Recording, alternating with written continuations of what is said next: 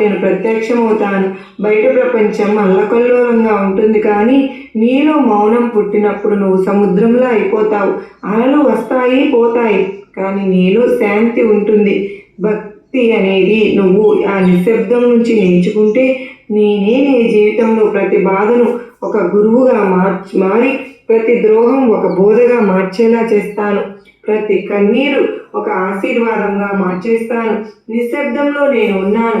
నీ హృదయం మౌనం నేర్చుకున్నప్పుడు నువ్వు నా స్వరాన్ని వినగలుగుతావు. ఒకరోజు నువ్వు నన్ను చూసి ఇది నేనా అని అడిగే సమయం వచ్చే తీరుతుంది. అప్పుడు తెలుసుకుంటావు, ఇంతకాలం నువ్వు ప్రపంచాన్ని మార్చాలనుకున్నావు, కానీ ఇప్పుడు నీలోని లోకం మారిపోయింది. నువ్వు ఎవరిని దోషిగా చూడడం మానేశావు, ఎందుకంటే నువ్వు అర్థం చేసుకుంటావు ప్రతి మనిషి తన కర్మ పదంలోనే నడుస్తున్నాడు అని. ఆ రోజు నువ్వు నిర్ణయాలు కాదు, దయతో జీవిస్తావు. నీ హృదయం విస్తరించింది. నీలో శివయ్య కాంతి జ్వలిస్తూ ఉంది. శివతత్వం అనేది దూరంలో ఉన్న దైవం కానే కాదు, అది నీ హృదయంలో వెలుకొన్న స్థితి.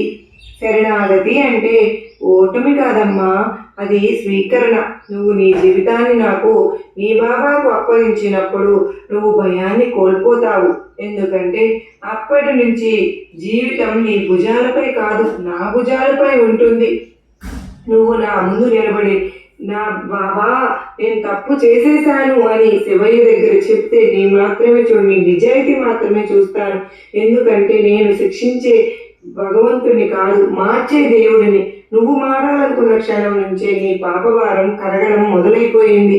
తల్లి, నీ హృదయంలో ఎవరి మీద కోపం ఉంటే నువ్వు వారిని కాదు, నిన్ను శిక్షిస్తున్నావు. క్షమించడం అనేది వారికి ఉపకారం కాదు, నీ ఆత్మకు విముక్తి. నీకు అన్యాయం చేసిన వారిని క్షమించు. ఎందుకో తెలుసా? వారు నీ జీవిత పాఠానికి పాత్రదారులు మాత్రమే. వాళ్ళు లేకపోతే నీవు ఇవాళ రోజున ఈ జ్ఞానం అనేది మార్గంలో నడిచేవాడివే కాదు. నీ జ్ఞానంలో క్షమ జ్వలిస్తే పాపం కరిగిపోతుంది.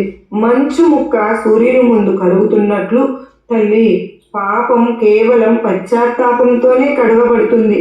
దానిని సేవతో సమతుల్యం చేయాలి. నీవు ఎవరికైనా సహాయం చేసినప్పుడు అది నీ గత కర్మలకు నయం చేసే ఔషధమే అవుతుంది.